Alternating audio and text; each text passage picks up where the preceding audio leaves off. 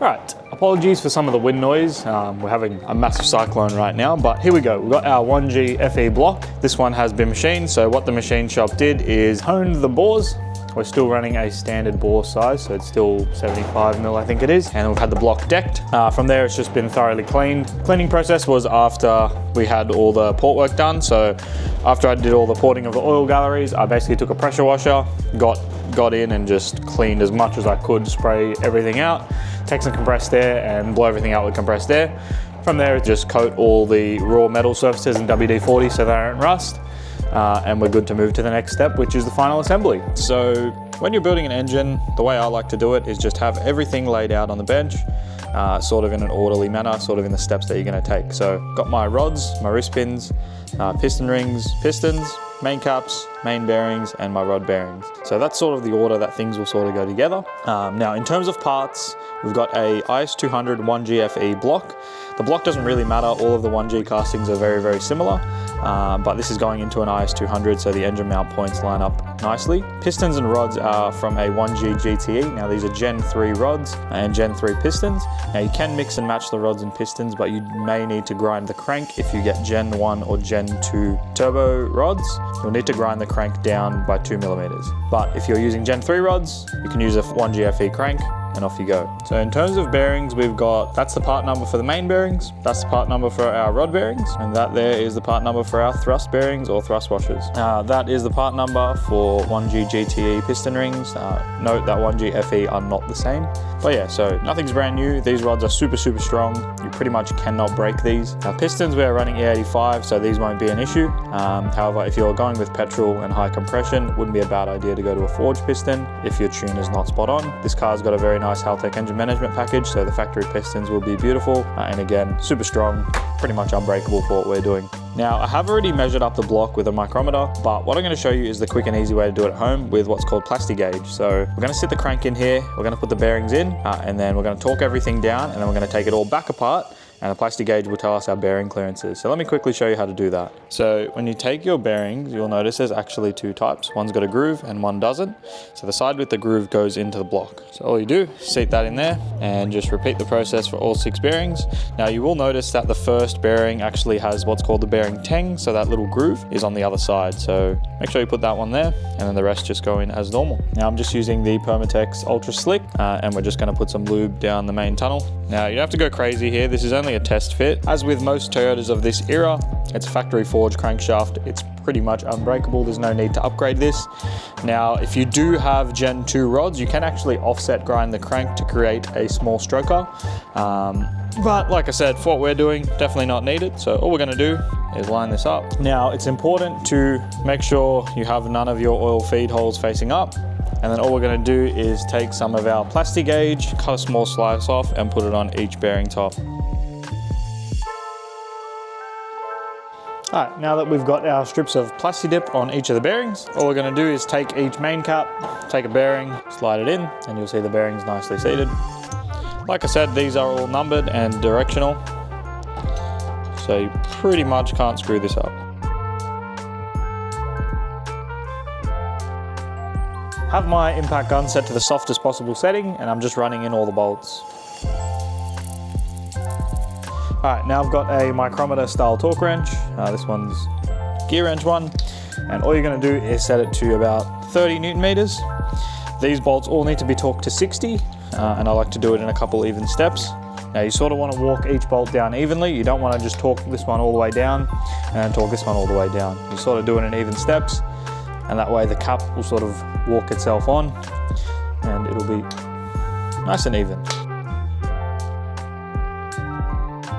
Alright, now there is a torque spec for these once you've started tightening them down, but basically in an engine where you don't have a torque spec, just start from the middle and work your way out. So we'll go 1, 2, 3, 4 and work our way out like that. Now they're all torqued to spec, we're going to take our gun and we're going to loosen them in the reverse order. Now on your bearing, you'll actually see a witness mark, and same with on the crank. Now all you want to do is your plasti gauge will have a sort of clearance guide Now, one thing that's important to note, when you tighten down the main caps, do not turn the crank. If you turn the crank, you'll get a weird reading on the plastic gauge. But we're at 0.05, which is pretty much bang within the spec. The standard clearance is 0.016 to 0.047 with a maximum of 0.07. Now, the 1G platform actually has oil starvation issues, so I actually like to have it a little bit on the open side. So I would say anywhere between sort of 0.4 and 0.7 is a good range. And this being 0.05, that's going to be bang on. So I'm just going to check the rest of them. Like I said, I've already checked this with a micrometer and a dial ball gauge, so I know it's all going to be correct, but never hurts to check things a few times.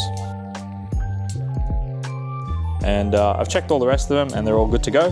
So let's get to the next step, which is doing the same on the rods. Now, once you finish checking all the clearance on your main bearings, it's very important to take some brake cleaner or some solvent and actually wipe that off, because what you've actually put in there is a little piece of plastic, and if you leave it in there, it's going to contaminate your oil system. All right, so the next step is to take our engine assembly lube and just put it on all of the main journals. So there's two ways you can do this. Either you can lube up the journal or you can lube up the cap. I choose to lube up the journal. Now, as we're torquing these main bolts, just make sure there's some oil on the thread. So I just use engine oil, but definitely make sure that threads are lubricated. Otherwise, you might find that you get an incorrect reading with your torque wrench. All right, now for the last time, we're just going to torque everything back down to 60 Newton meters. Now, these factory bolts are not torque to yield, so you can reuse these. However, as a general rule of thumb, if you use them twice, it's a good idea to just replace them. A common upgrade here is you can use 2JZ main studs, and they are a direct fit. But like I said, they are definitely not needed. You'll find the limitation of the 1G's oil system before you find the limit of the main studs. Once everything's torqued, just give it a spin, make sure it's all spinning freely. You should be able to move this with very little force, like even just grabbing a journal. Now, if that's all good, you'll notice that the crank will actually move. It moves back and forth. Now, what are we missing here? We're missing our thrust washers. So you got 4 thrust washers and they're in pairs of 2. So 2 have this groove on the top and 2 don't. So the ones that have the groove go on the top. So these are really, really simple to install. All you do is feed them in and then they sort of loop back around. So I'll install them and then we can move on.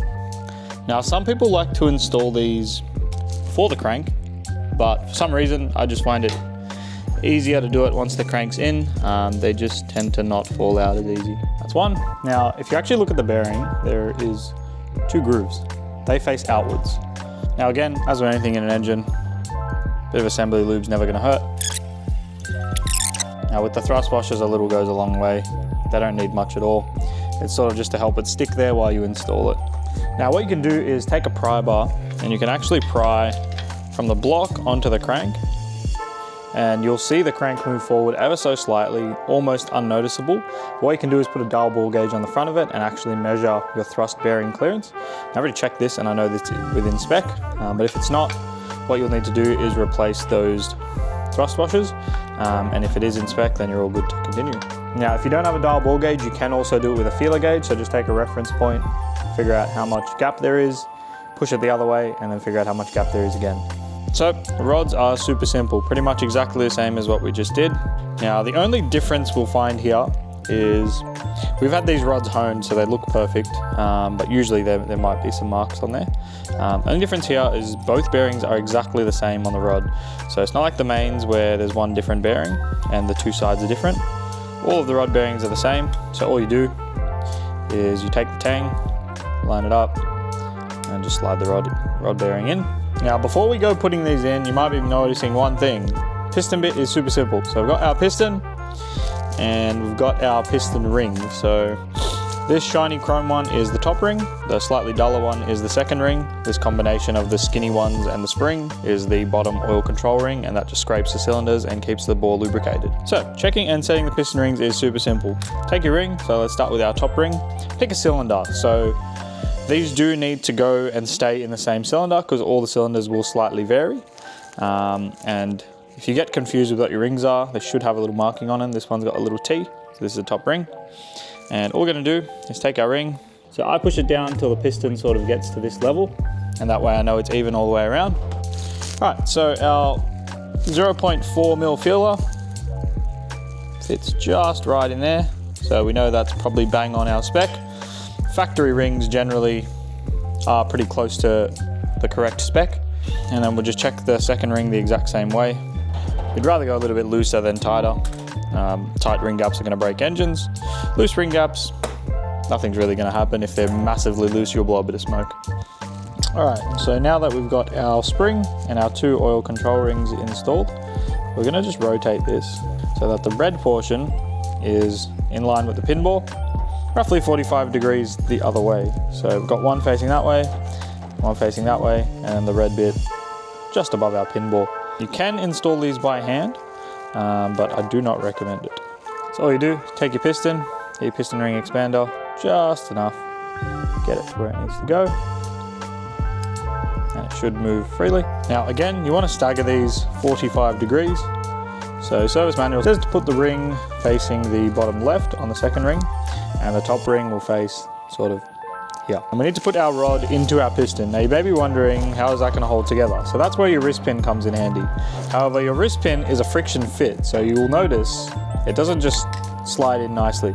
All we're going to do is take our piston, take some heat, and just heat up the pin bore. And you also want to heat up the bore on the rod, and we can take our piston and rod and slide them together. Now, with a bit of heat and tapping, you'll notice that it's hot, that it's very hot.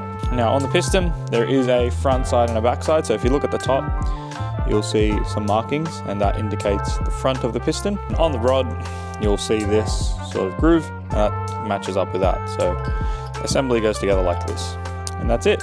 So that is your piston with all new rings installed, gapped, and the con rod installed with the wrist pin installed. Now after you install the wrist pin, you just got to make sure you get this circlip in.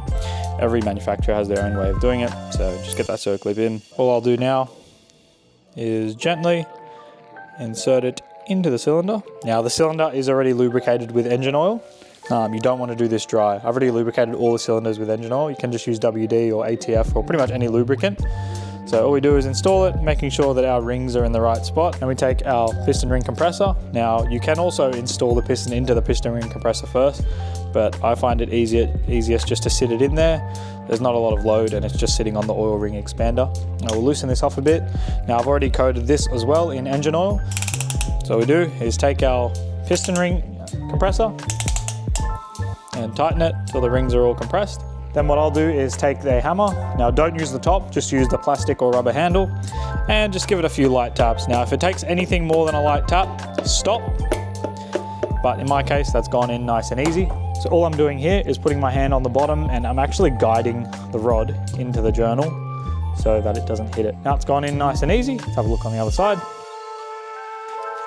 Okay, now on the other side, we can see that our rod is nicely seated on the journal. And now once again, we'll just do this exactly the same way. Take a bit of assembly lube. Now once again, make sure that the threads are wet with oil so that you get an accurate torque reading when you do all of this. And once again, we are torquing down to 50 Newton meters. Alright, that's all torqued, and that's one rod and piston assembly installed. Now we just do the same on all 6, and then we can move to the next step.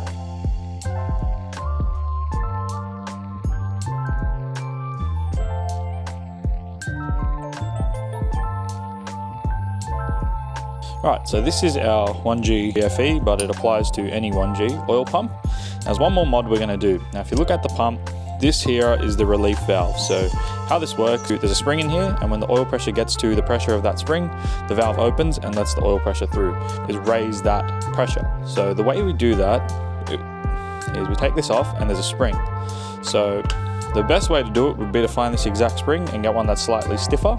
But a quick band-aid fix is we can install a little washer. Now this is about 1 millimeter in thickness, and that's going to raise the oil pressure slightly. So all we're going to do, pop that in there and make sure it's seated nicely. Take our spring, pop it in, and then we just tighten the nut back up. Now it's a 22 mil, and you just nip that up or torque it to spec.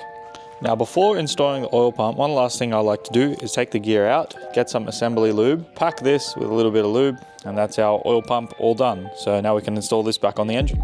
All right, so life got in the way, and it's been a couple of weeks since we put the bottom end together, but everything's out here. Now we're gonna do the head assembly. So what I've got here is obviously we've got the cylinder head, J&S cylinder heads, always the best. He's set all the tolerances, shimless buckets, put upgraded valve springs in this, new stem seals, a full service. And we've got some upgraded head studs. You can reuse the factory head bolts, but we've gone for an upgraded stud. For 1G-FE people, the stud you want is a 2JZ or 1JZ main stud. There's a few different brands that make these. The factory bolts are pretty good, so any upgraded stud will do the job. I've got just a factory 1G-FE gasket. You don't want a decompression plate or anything like that. Just a factory size gasket is perfect. They're plenty strong. Got a freshly powder coated valve cover with some dash 10 breathers on it. Other than that, all you need is obviously all your gaskets, a new timing belt, timing tensioner, and then all of your hardware that came off the motor obviously will need to go back on. Now, because we're going to a stud, there's not actually enough space to install the washers after the fact. So you need to install the washers first and just make sure you lubricate them first so you get an accurate torque reading. All right, now on the motor itself, prep-wise, just brake clean the surface, make sure obviously it's been machined, it's got the correct finish on it, and then you're basically ready to install it. All we want to do next is take your head studs and drop them in one by one. All right, now with tightening these, the actual stud, just run it in by hand. You don't need to rattle the gun these or anything like that. The 2J stud is actually a little bit short for a 1G-FE. So the trick here is to just start running them in, put the bolt on, and then run them in all the way. Torque sequence for these is start in the middle and work your way out. You want to do them to about, these aftermarket studs call for about 75 foot-pounds. All right, so before you install the cams, you just take your assembly lube, lube up all of the journals.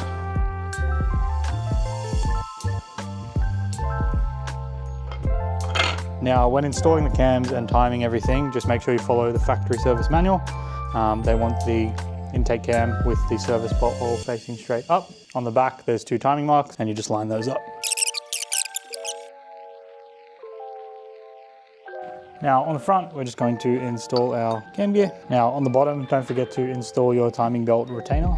In terms of installing the timing belt, it's pretty simple. Have the bottom at 60 degrees before top dead center, which basically means with the keyway, count 5 teeth and then line the 5th teeth up with the mark on the timing case. And then on the top, all you do is line up the dot with the line on the timing case.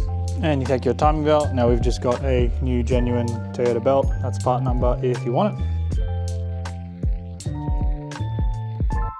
Now that everything's timed on the front, turn it a few times, make sure everything still lines up.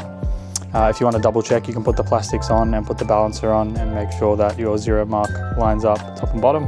Now I've got our valve cover with brand new gaskets on the inside. Make sure you change those because you will leak oil into your spark plug holes. And just make sure it's not pinched anywhere. Okay, so I totally stopped recording and forgot to record the rest of the assembly, but got the engine assembled and we're just getting it ready to put in. So I'll just go over a few things that we did. Since this car is primarily a race car, I've decided to delete the aircon and I've just made a alternator bracket, which is just simply some right angle steel. And then usually you would have a factory hard line for the VVTi feed. We're actually gonna put the water neck down here. This will get deleted, and then that's our new VVTi feed. I've just made a hard line with 2 -6 ends. We're still using the factory oil cooler. You can run an external cooler, but the 1G already has sort of oil flow issues, which is why we ported the pump. So I prefer to run the factory coolant style cooler. Got a modified 2JZ exhaust manifold with a G30 660 turbo.